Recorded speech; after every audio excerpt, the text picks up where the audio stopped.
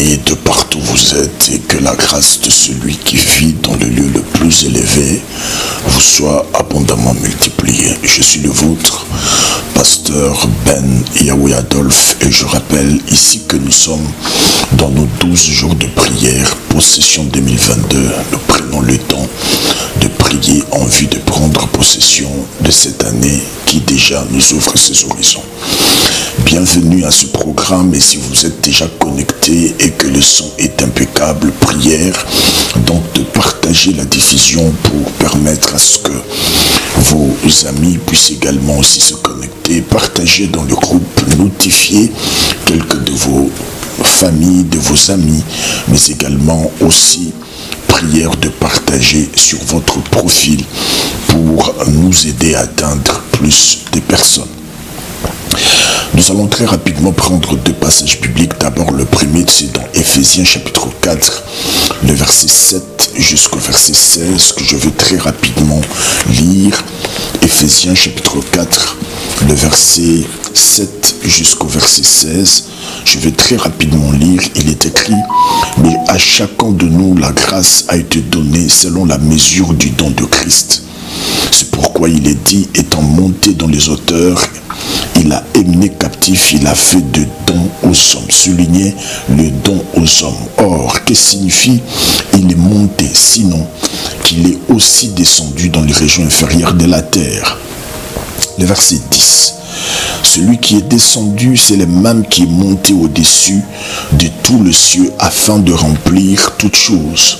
Le verset 11, il a donné les uns comme apôtres, les autres comme prophètes, les autres comme évangélistes, les autres comme pasteurs et docteurs pour le perfectionnement des saints en vue de l'œuvre du ministère et de l'édification du corps de Christ. Verset 13, jusqu'à ce que nous soyons tous parvenus à l'unité de la foi et de la connaissance du Fils de Dieu, à l'état d'homme fait à la mesure de la stature parfaite de Christ. Le verset 14, ainsi nous ne serons plus des enfants flottants et emportés à tout vent des doctrines par la tromperie des hommes, par leur ruse, par le moyen des séductions, mais en professant la vérité dans l'amour, nous croîtrons à tous égards à celui qui est le chef, Christ.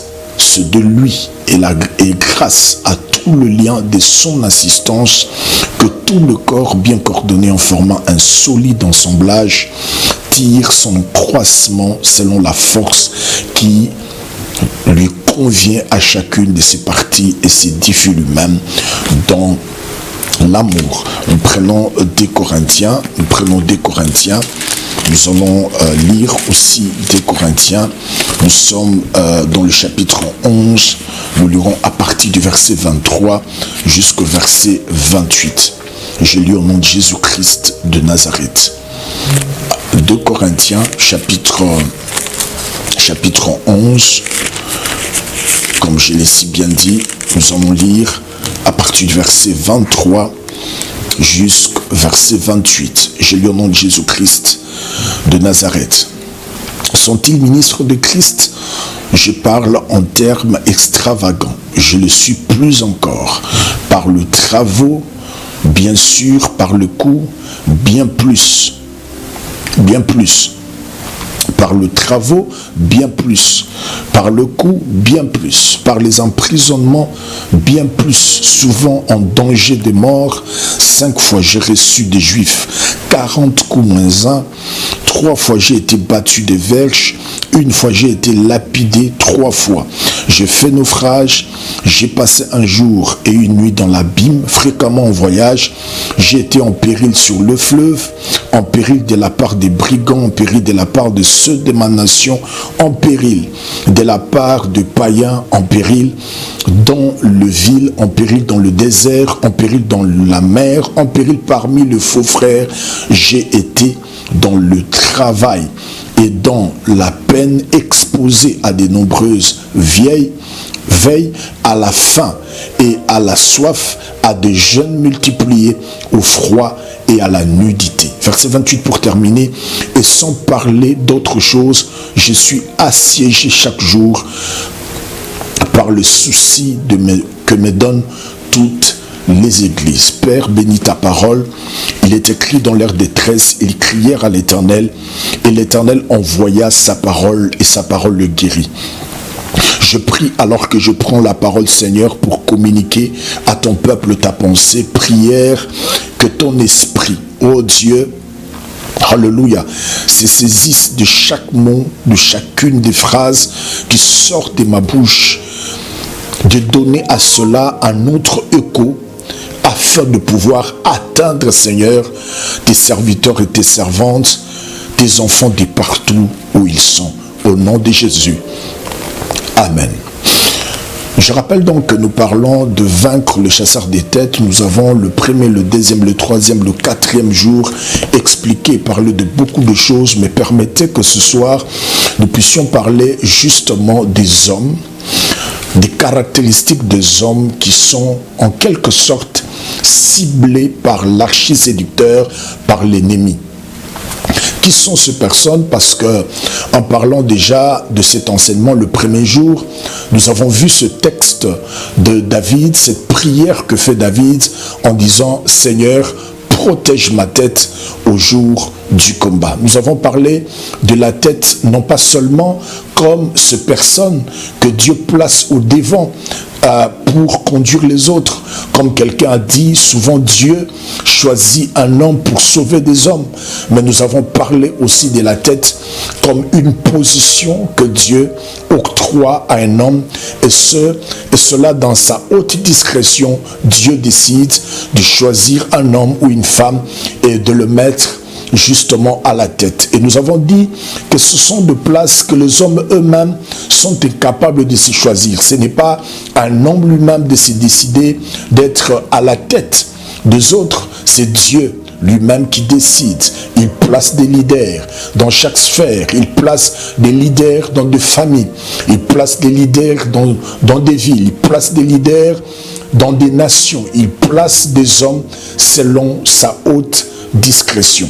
Nous avons vu dans Nombre chapitre 1 et chapitre 2 comment est-ce que l'ordre du campement était coordonné par lui-même Dieu. Nous avons vu qu'aucune famille n'est décidée s'il fallait être devant ou derrière.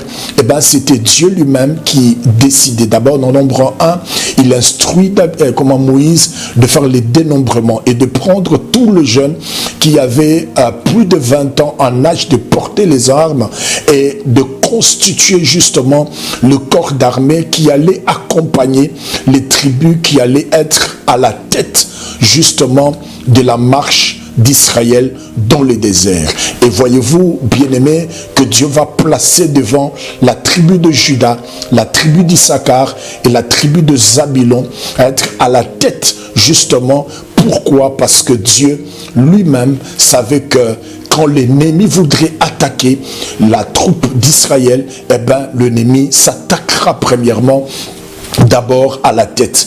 Et quand l'ennemi veut faire faire écrouler une famille, il s'attaque à la tête. Quand l'ennemi veut justement détruire une église, il commence par toucher d'abord la tête. Quand il veut détruire une nation, il sait qui sont les hommes élevés par Dieu qu'il peut facilement toucher pour pouvoir justement atteindre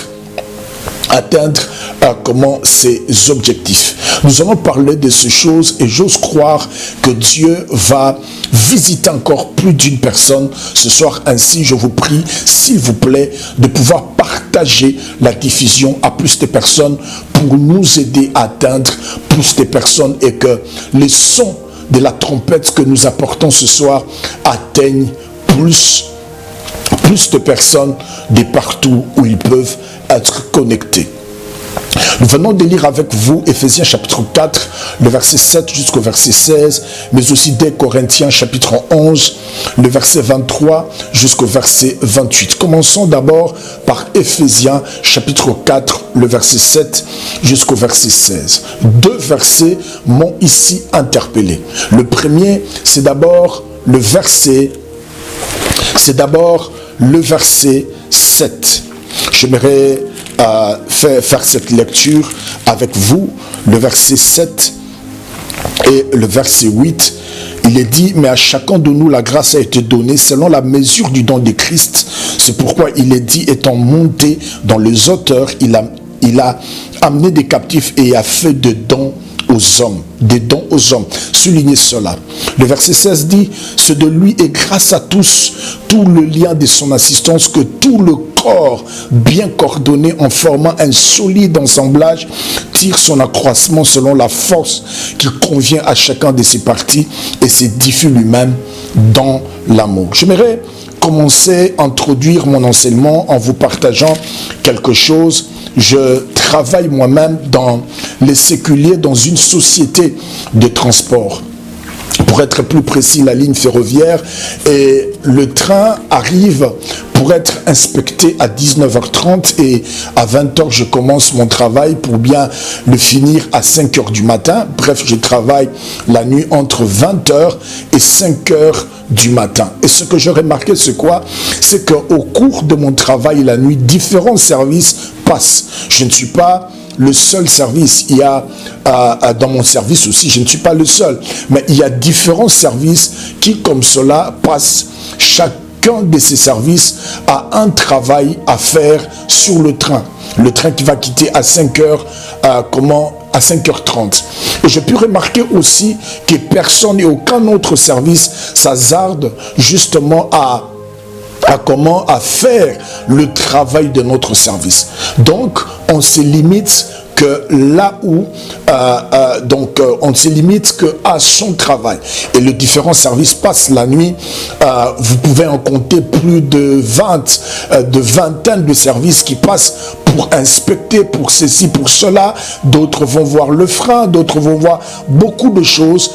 Et tout cela pour que tout cela, marche en vue à ce que le train soit en bon état et qu'à 5h30, les trains quittent justement la gare. Et je peux aussi remarquer que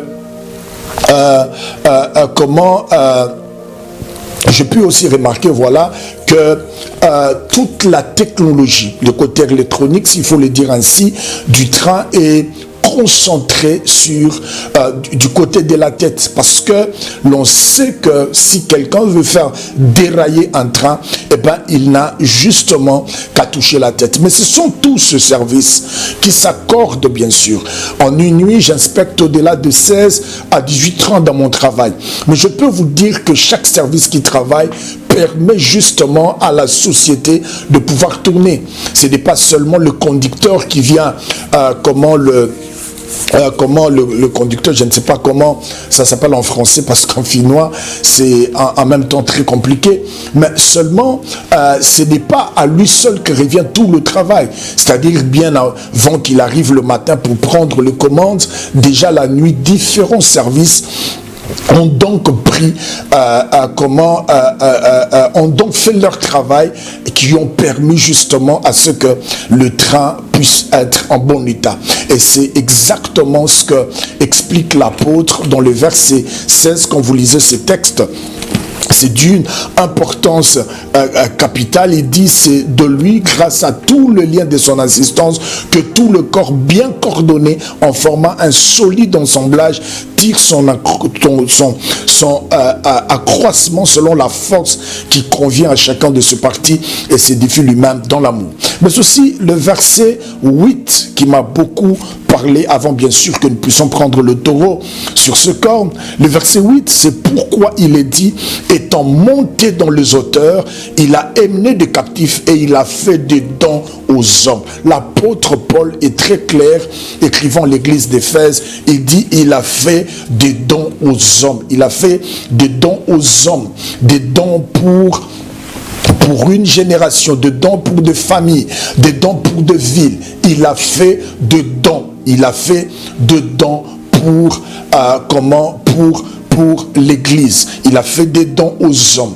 Il y a sur la terre des hommes qui sont en réalité des dons que Dieu a fait aux hommes. Oui, il y a sur la terre, j'insiste, des hommes, dons, des hommes que Dieu a fait, des hommes que Dieu a fait des dons aux hommes. Mais laissez-moi vous dire que ces hommes sont en même temps cibles de l'ennemi. L'ennemi cherche justement à les écraser. L'ennemi cherche justement à les écraser parce que l'ennemi sait que beaucoup de choses qui se passeront dans cette génération passera au travers de cette personne. L'ennemi sait que ce qui va se passer dans cette famille passera au travers de cette personne. Et ce sont des hommes qui sont malmenés par l'ennemi. Voyez-vous ici, lorsque même dans 2 Corinthiens chapitre 11 que nous venons de lire, vous voyez tout ce que l'apôtre Paul, pionnier justement, rappelez-vous que c'est l'apôtre de païens comme il était appelé. Voyez-vous, mes bien-aimés, tout ce que cet homme a pu subir dans sa chair, tout simplement parce qu'il était là justement pour amener l'évangile à un autre niveau. Comme vous voyez, le Nouveau Testament, les saluts a été annoncé dans l'Ancien Testament, les évangiles comment nous parlent du salut, mais tandis que les épîtres, les lettres que l'apôtre Paul a pu écrire, eh ben, ce sont ceux-là qui, au fait, nous décrivent, nous expliquent les saluts. Et il en a écrit comme ça 17 lettres, 17 épîtres. Et dans 2 Corinthiens chapitre 11, vous avez pu remarquer tout ce qu'il a pu subir. Il a pu subir beaucoup de choses, mais en particulier, il dit avoir reçu 40 coups moins 1. En fait, le chiffre 40 était la tribulation extrême. Quand on flagellait comment le Romain, on s'arrêtait que à 39. C'est-à-dire, il veut tout simplement dire avoir tout subi. Tout subi. Et il est clair lorsqu'il faut le dire, il parle de prison, il parle de beaucoup, beaucoup de choses. Je pense que vous avez lu avec moi ce texte. Mais bien aimés dans le Seigneur, permettez-moi ce soir de vous parler de la part du Seigneur. L'évangile qui nous est parvenu au prix du sang. La parole que nous prêchons, l'évangile que nous prêchons, nous devrons savoir que cet évangile nous est parvenu au prix du sang. Il y a des hommes qui sont tombés, des hommes qui ont été tués brutalement. Des hommes, nos aînés ont été brûlés vifs dans les crématoires, dans les amphithéâtres, destitués de leur confort, accusés de tout. Et parfois j'étais même au milieu de bêtes sauvages, des bêtes féroces pour être dévorés. L'évangile qui nous est parvenu, bien-aimés, nous est parvenu au prix du sang. Il y a des hommes dedans que Dieu avait donné à des générations, mais qui en même temps ont subi beaucoup de choses dans leur corps, justement pour que cet évangile puisse nous parvienne. L'archiséducteur, le chasseur de têtes, mais bien-aimé, ne laissera pas en paix les hommes dont. Ces hommes que Dieu a donnés pour des générations. Ces hommes en qui Dieu a investi beaucoup de choses pour influencer des générations. Des hommes que Dieu a élevés dans des familles, dans des villes, que Dieu a élevés dans des contrées. L'ennemi ne le laissera pas tranquille. Et parce que ces hommes qui sont de dons que Dieu nous a donné aux hommes, sont la cible de l'ennemi, laissez-moi vous dire, mes bien-aimés, que la première des choses, primo, il faut que l'église que nous sommes, bien-aimés, comprenez que ces espèces d'hommes pourchassés par le chasseur des têtes sont des hommes que nous devrons protéger. Des hommes dont on doit défendre, et cela à n'importe quel prix. L'apôtre Pierre a même été capable de couper l'oreille des Malchus. Pourquoi? Parce que cet homme a osé vouloir toucher à son maître. Il y a un problème aujourd'hui, bien-aimés. Les apôtres nous avons vu dans leur esprit du travail un attachement à la vision du Seigneur, un attachement à l'œuvre du Seigneur, mais aussi un attachement à la personne du Seigneur. Les hommes dont les leaders aujourd'hui souffrent justement de cela. Beaucoup s'attachent à leur vision, beaucoup s'attachent parfois à leur œuvre, mais peu s'attachent à leur personne. De savoir que ces hommes subissent parfois beaucoup de choses parce que le diable, l'archiséducteur, les chasseurs des têtes sont à leur trousse. L'apôtre Pierre, comme je le disais, a même été jusqu'à couper l'oreille d'un des soldats la nuit de l'arrestation. Quand vous lisez ce récit, vous allez voir, parce que l'apôtre Pierre considérait que l'on ne pouvait pas toucher son maître. Il y a des hommes, parce qu'il y a des hommes bien-aimés que moi j'appelle des sauveurs qui doivent être protégés, des sauveurs des générations, des sauveurs de villes, des sauveurs de familles. Ces hommes doivent être protégés. Il y a des hommes qui ne doivent pas tomber, mes bien-aimés. La Bible dit, je frapperai le berger et le brebis vont se disperser. Il y a des hommes bien-aimés qui ne doivent pas tomber. Mais malheureusement, aujourd'hui l'église, c'est la seule armée au monde dont les soldats gardent leur sûreté ouverte dans un seul objectif, de se tuer, de se tirer entre eux. Et la Bible dit dans Marc chapitre 3, le verset 24, la Bible dit que si un royaume est divisé contre lui-même, ce royaume ne peut subsister.